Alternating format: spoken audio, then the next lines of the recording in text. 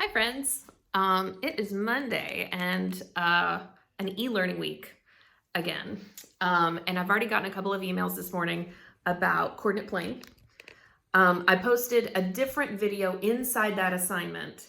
It's not one that I made. It's just a good video that I found online to try to explain that a little bit. But then I guess it didn't cover everything that people were curious about covering. So I'm going to do one here for you today and then post it on YouTube. So today's lesson is about, people are emailing me, stop, is about coordinate plane. Okay, I'm gonna scoot you back just a little. Coordinate plane. So coordinate plane looks like this. We're gonna try to use a whiteboard today. It is a way of putting a point in space. So trying to figure out where a point lives within your paper or your plane, okay? So some people call this a coordinate plane.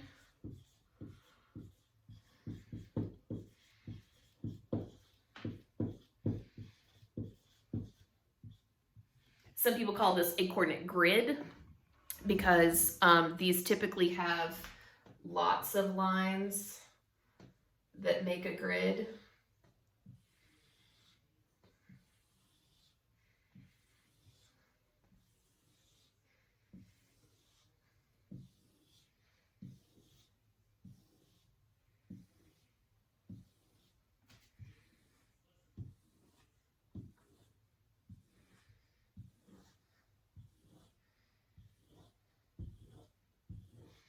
And I know that most of you probably don't have graph paper at home. We have some graph paper at school, but I don't know if how many of you grab stuff like that.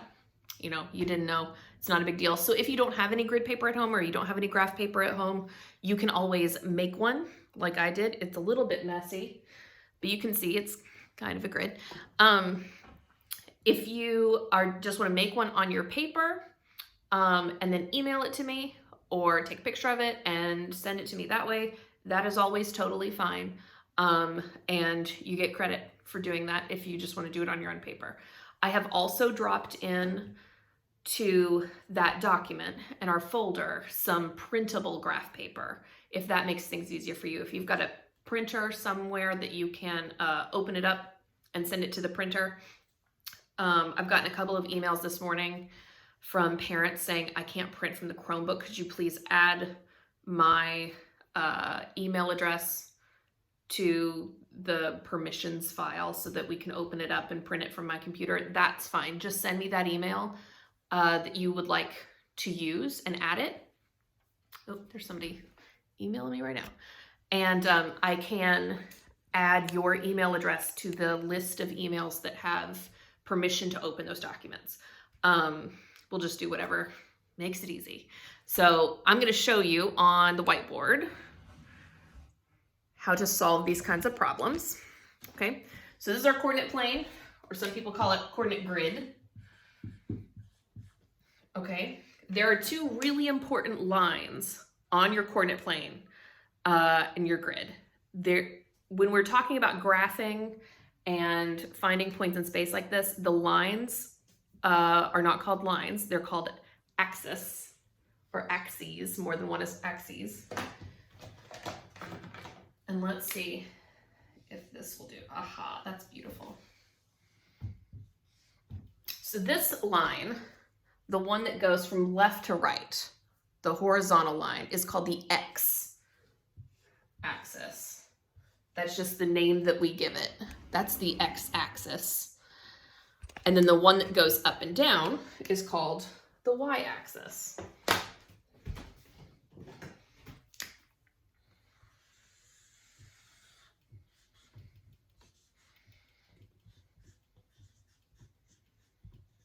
Okay, so we've got an x and we've got a y. Okay, so this is kind of how you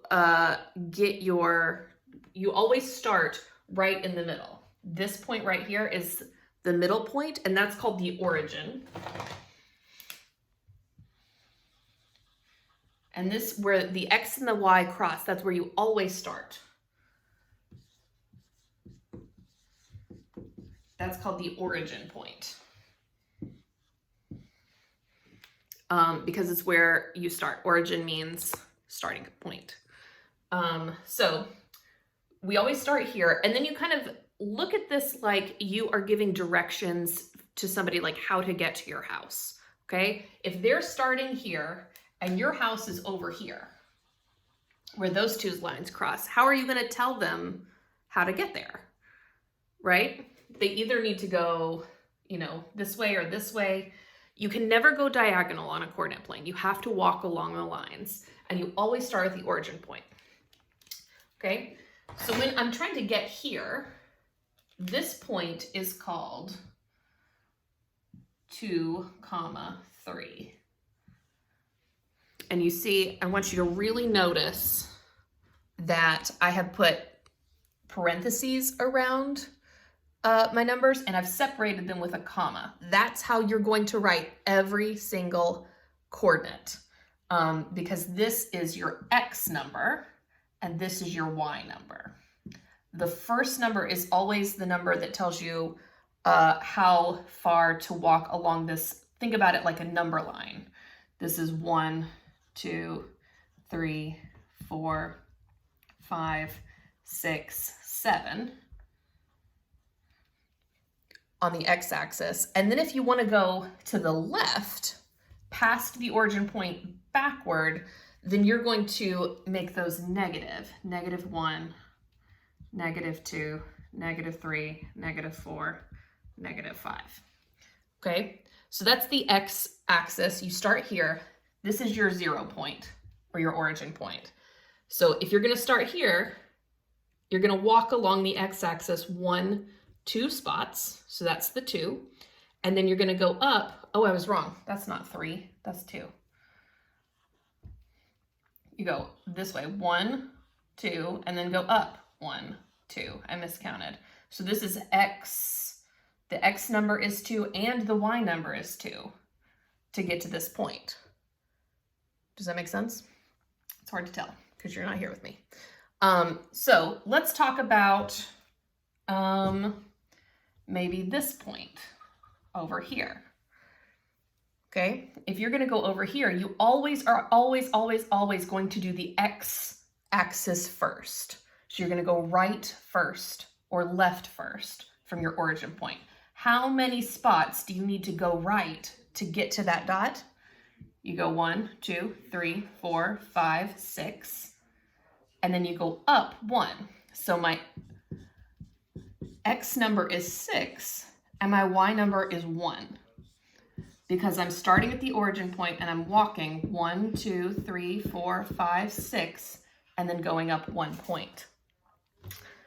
Okay, so this is the way we would write that is 6, 1,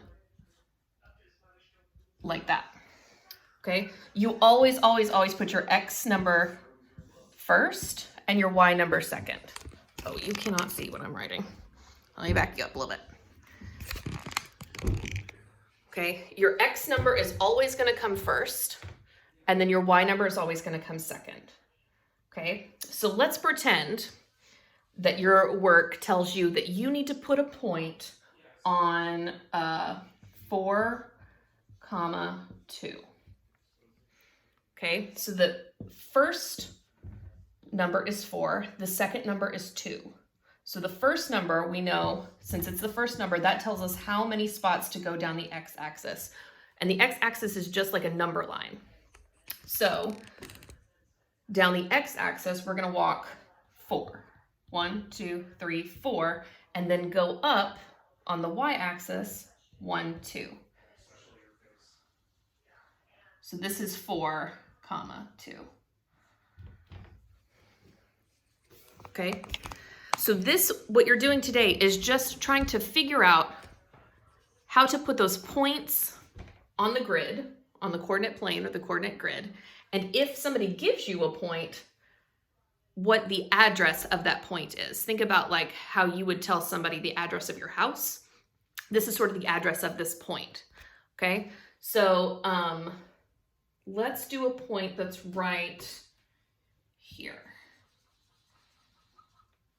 Okay? And if I say, tell me the coordinates of that point, I'm talking about tell me the address of that point. How would I get there if I'm going to walk there from the origin point? Well, you know you always need the X number first, and then the Y number. So look closely though, because if I start at the origin point here, now I'm going backward on my number line into negative numbers. So how many numbers do I need to walk backward along the red X axis? 1, 2, 3, 4. So that would be -4. I think my first, oops.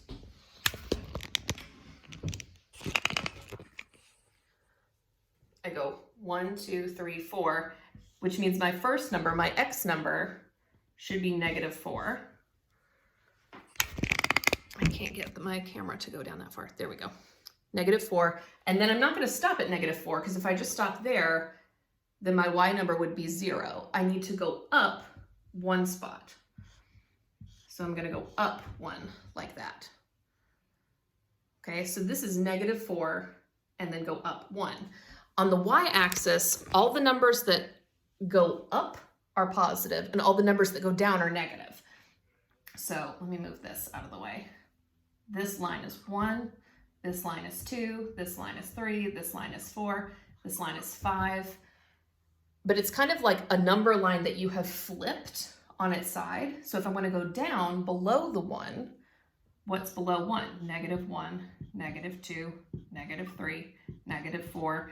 And this goes on and on and on forever on the X-axis and the Y-axis, so that you can figure out if I want to find the address or the coordinates of this point.